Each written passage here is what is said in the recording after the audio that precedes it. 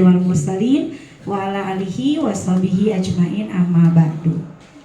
Alhamdulillah, segala puji bagi Allah Subhanahu wa taala yang telah memberikan kita begitu banyak nikmat sehingga di kesempatan istirahat ini kita bisa berkumpul bersama di ruangan ini untuk sama-sama belajar. Salawat serta salam marilah kita sampaikan kepada teladan kita Nabi besar Muhammad Sallallahu Alaihi Wasallam. Semoga kita semua termasuk umatnya yang mengikuti sunnah-sunnah yang telah diajarkan oleh Rasulullah.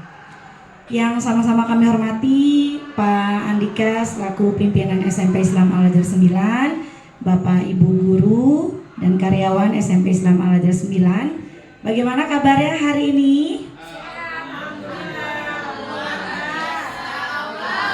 Masya Allah.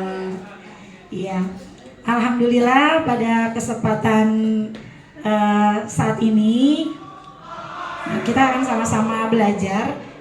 Izinkan saya untuk menyampaikan kultum hari ini dengan judul 3 amalan untuk menghadapi tantangan hidup. Cakep. Jadi seperti yang kita ketahui ya Bapak dan Ibu, bahwa dalam hidup pasti tidak ada yang sifatnya itu ajak ya. Masa bahagia terus, sedih terus, tidak. Pasti dalam hidup kita akan merasakan naik turunnya kehidupan, ada bahagia, ada sedih, ada lagi dompetnya tebal, ada dompetnya lagi tipis dan sebagainya.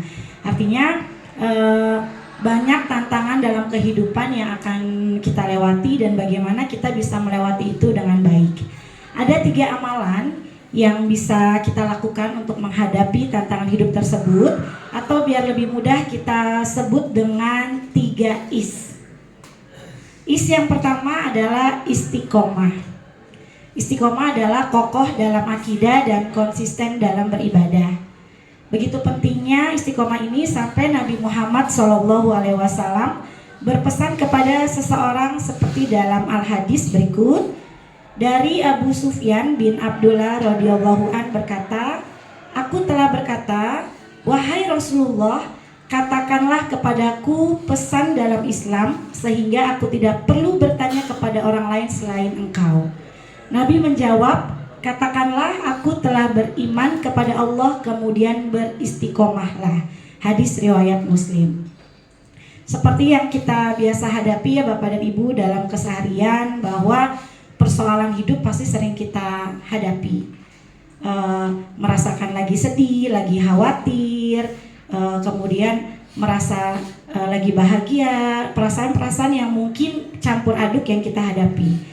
Tapi bagaimanapun yang kita hadapi, sebagai orang yang istiqomah, yang selalu kokoh dalam akidah dan tidak goyang keimanannya, sekalipun kita dihadapkan dengan persoalan hidup, ibadah kita tidak boleh ikut redup ya Bapak dan Ibu.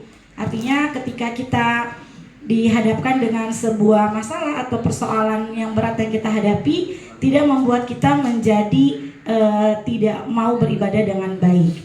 Atau misalkan ketika kita terbiasa bersedekah setiap harinya, artinya kita lagi punya uang atau tidak punya uang, itu pun kita harus tetap istiqomah melaksanakan sedekah.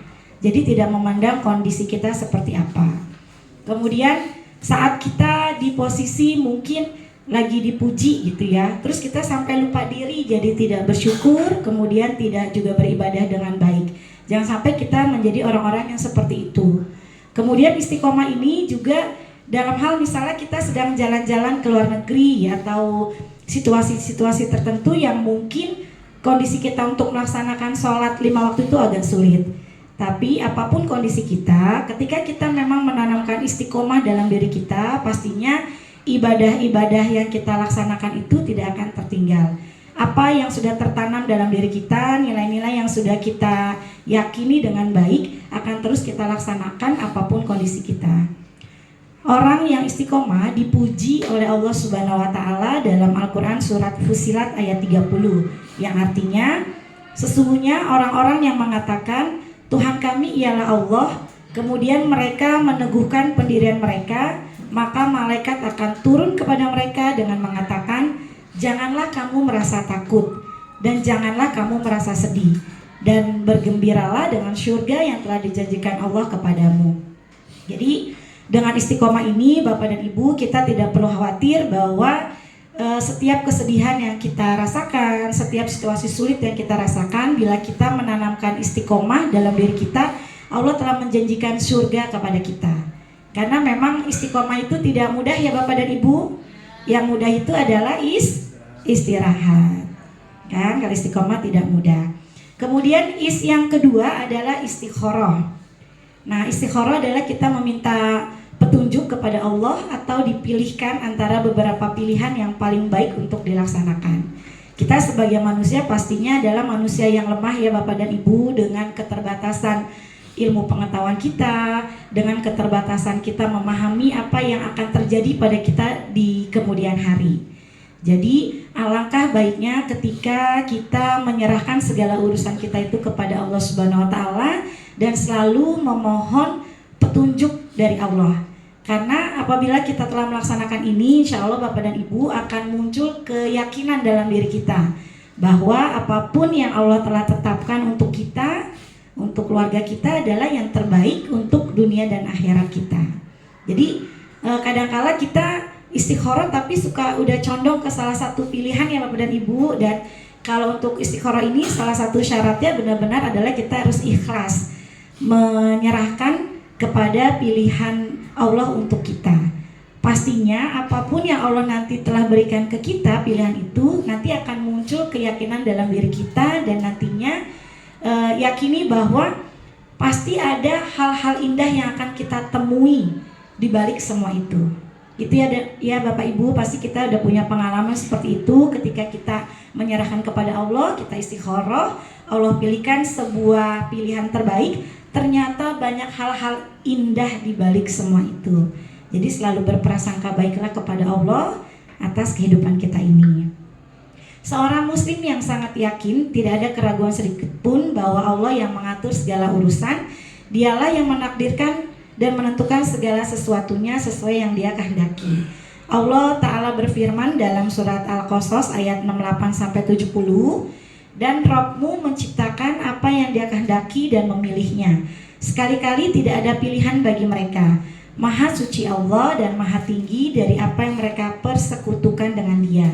Dan Tuhanmu mengetahui apa yang disembunyikan dalam dada mereka dan apa yang mereka nyatakan. Dan Dialah Allah, tidak ada Rabb yang berhak disembah melainkan Dia. Baginyalah segala puji di dunia dan di akhirat, dan baginyalah segala penentuan, dan hanya kepadanyalah kamu dikembalikan. Itu ya Bapak dan Ibu, mudah-mudahan kita termasuk orang-orang yang selalu meminta petunjuk dari Allah tentang apapun dalam kehidupan kita, sehingga kita bisa lebih ikhlas, lebih lapang menjalaninya. Kemudian yang ketiga adalah istighfar. Salah satu bacaan yang banyak dianjurkan Rasulullah untuk kita amalkan dan pastinya banyak manfaat. Kira-kira membaca istighfar itu sulit atau tidak Bapak Ibu? Tidak ya, satu hal yang ringan, bacaannya tidak juga terlalu panjang, satu hal yang mudah untuk kita ucapkan. Ternyata banyak rahasia yang bisa kita dapatkan manfaat dari istighfar tersebut. Rasulullah SAW bersabda, barang siapa memperbanyak istighfar, mohon ampun kepada Allah, niscaya Allah menjadikan untuk setiap kesedihannya jalan keluar, dan untuk setiap kesempitannya kelapangan, dan Allah akan memberinya rezeki yang halal dari arah yang tidak disangka-sangka. Hadis riwayat Abu Daud. Dari hal yang simpel, dari istighfar itu tidak mesti harus selesai salat kita baca istighfar ya Bapak Ibu, hanya di kesempatan itu saja, tidak. Tapi di situasi apapun, mau berangkat kerja, dalam perjalanan kita bisa berzikir, salah satunya juga dengan beristighfar. Kemudian di tempat kerja juga kita sambil kerja bisa sambil melafalkan istighfar. Ternyata dengan istighfar ini ketika kita sedih, Allah akan memberikan jalan keluar bagi kita dari permasalahan atau mengatasi kesedihan yang kita rasakan. Kemudian kita sedang mengalami kesempitan, lagi sulit secara ekonomi atau lagi mengalami masalah yang berat. Dengan kita banyak beristighfar, tahu-tahu Allah berikan jalan kemudahan, kelapangan bagi kita. Termasuk juga memberikan rezeki dari arah yang tidak kita duga. Karena rezeki di sini bukan berarti hanya materi ya Bapak dan Ibu, tapi ketika kita memiliki keluarga yang soleh dan soleha, keluarga yang harmonis, teman-teman kerja yang juga support system yang baik buat kita, itu adalah bagian dari rezeki yang Allah berikan kepada kita.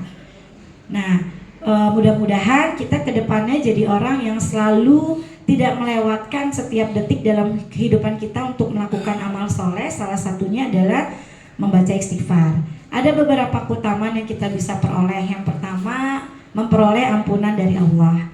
Kemudian terbuka pintu rezeki dan mengatasi segala kesulitan yang kita hadapi. Menambah ketaatan kita kepada Allah, mendapatkan banyak kenikmatan, dan yang terakhir adalah terhindar dari azab Allah yang pedih. Mudah-mudahan 3 amalan tersebut yang kita lakukan untuk menghadapi tantangan dalam hidup, yaitu dengan 3 is. Is yang pertama apa Bapak dan Ibu?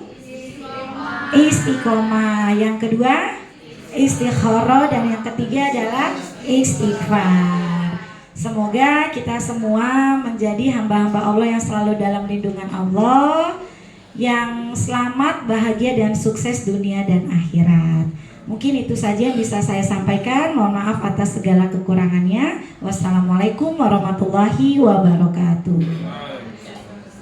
Wassalamualaikum warahmatullahi wabarakatuh. Terima kasih Ibu Ustadz, luar biasa, sangat bermanfaat. Itu tentang 3 amalan dalam tantangan hidup.